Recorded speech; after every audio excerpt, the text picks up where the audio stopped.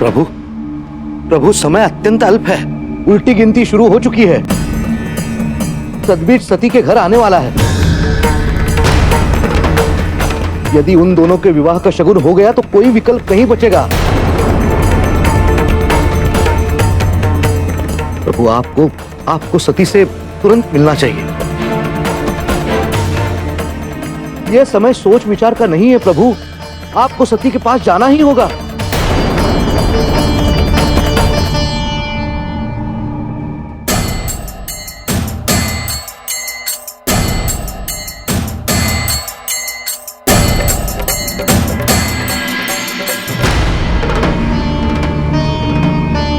प्रणाम महादेव।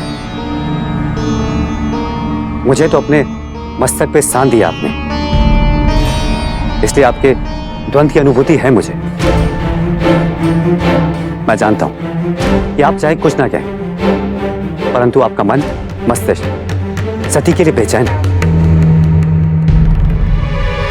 फिर ये हट कैसी महादेव? क्यों स्वीकार नहीं करते आप अपने प्रेम को? क्षमा करें महादेव, आपका यह व्यवहार मेरे समझ से परे है।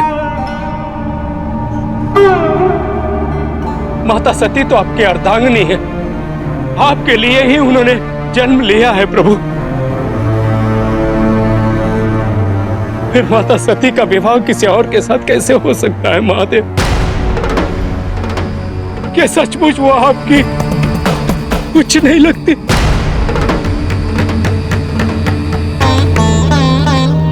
बताइए महादेव।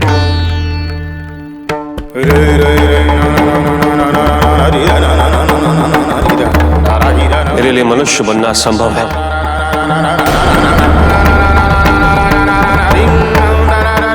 मुझे सदैव मनुष्यों की चिंता रहती है। मैं उनकी सहायता भी करता हूं, परंतु मैं कदापि मनुष्य नहीं बन सकता।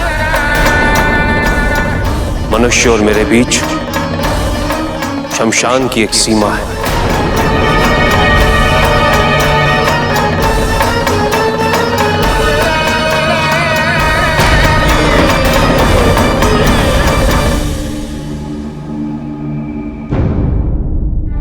क्या सोच रहे हैं ऋषि भृगु? आपको सती की चिंता करने की कोई आवश्यकता नहीं है। चिंता तो मुझे स्वयं की है प्रजापति। जब सत्य सबको पता चलेगा तो क्या होगा? आप प्रजापति हैं, कदाचित आपको कोई प्रश्न नहीं करेगा, परंतु सब मुझे पूछेंगे। शतबीज को देखने के बाद भी ये मैंने घर वालों से क्यों छुपाया? अनर्थ हो जाएगा प्रजापति। सबसे अधिक भय तो मुझे माता प्रसूति का लग रहा है। क्रोध में आकर न जाने कोई दंड न दे दे।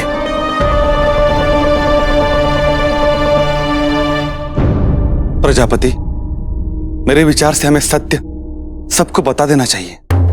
आप इस विवाह को लेकर कुछ अधिक चिंतित दिख रहे हैं भृगु ऋषि। मैंने आपसे कहा ना, सब कुछ मुझ पर छोड़ दीजिए।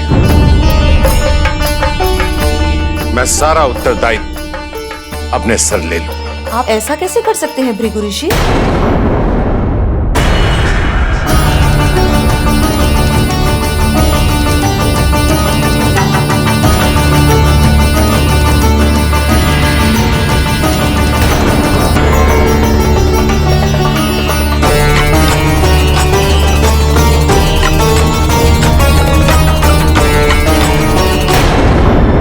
विवाह का सारा उत्तरदायित्व आप प्रजापति दक्ष पर कैसे छोड़ सकते हैं? मत भूलिए, ये इस घर का अंतिम विवाह है। ये तो बहुत ही धूमधाम से होना चाहिए, किंतु ये तभी संभव होगा जब परिवार का हर सदस्य इसमें अपना संपूर्ण योगदान देगा। मैंने सत्य कहा ना स्वामी?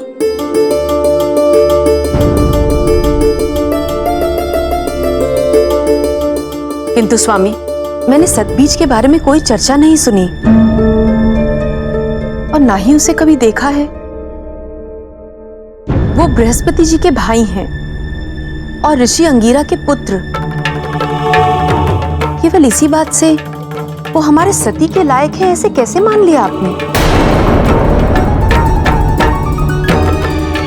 मुझे नहीं लगता स्वामी कि संसार के श्रेष्ठ पुरुषों में इनकी गणना भी होती होगी। हमारी पुत्री की गणना अब संसार की श्रेष्ठ पुत्रियों में नहीं हो रही है। आप भूल रही हैं कि लोग सती को शिव की प्रेमिका के नाम से पुकारते हैं।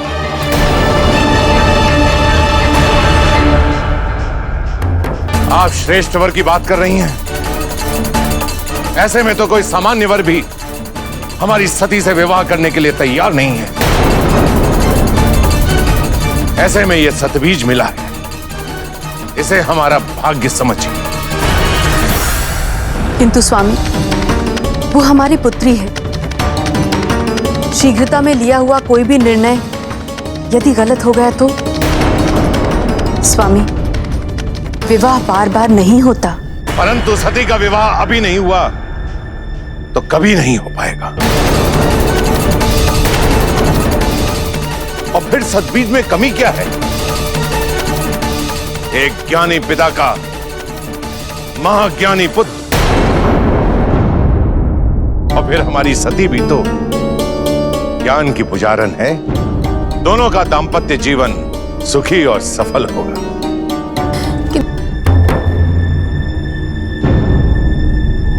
मैं भी सती का पिता हूं, मुझे भी सती की चिंता है। आपको नहीं लगता कि सती के विवाह का निर्णय मैंने सोच समझ कर लिया है?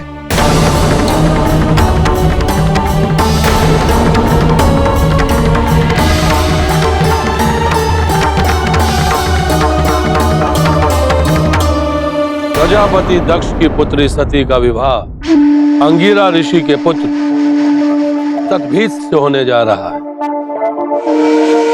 यदि तुम्हारी ये सूचना असत्य निकली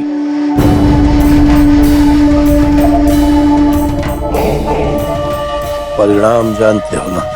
हम आपके गुप्तचर हैं असुरराज, और आपसे असत्य बोलने का मूल्य प्राणदंड है। परंतु ये देवताओं का षड्यंत्र है,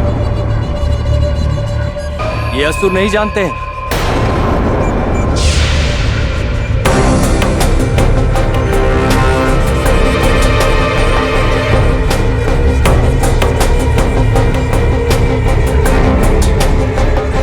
असुरराज को चक्री का प्रणाम। देवताओं की चाल में फंसेगा नहीं। किस चाल की बात कर रहे हो तुम चक्री? बात एकदम सीधी है। शिव ने मुझे वरदान दिया था कि मेरी मृत्यु केवल उसके पुत्र के हाथों से होगी, और पुत्र तो तब होगा ना जब शिव का विवाह होगा, और शिव का विवाह हो सकता है तो केवल आदि शक्ति सती से हो सकता है। अर्थात हमारी मृत्यु का जन्म ही नहीं होगा, हम अमर हो गए। यही तो देवताओं की चाल है। देवता ये भली भांति जानते हैं कि आप सती के सतबीज से विवाह की बात को सुनकर सती के प्राणों को लेने का प्रयास छोड़ देंगे, और बस देवता इसी अवसर का लाभ उठाकर सती का विवाह शिव से करा देंगे। और असुरराज, जब विवाह होगा तो पुत्र भी अवश्य होगा, और उसी शिव पुत्र के हाथों आपकी मृत्यु हो जाएगी।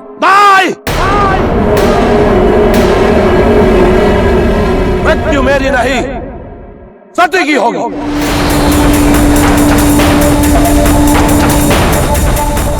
विवाह से पूर्व सती की मृत्यु निश्चित, निश्चित।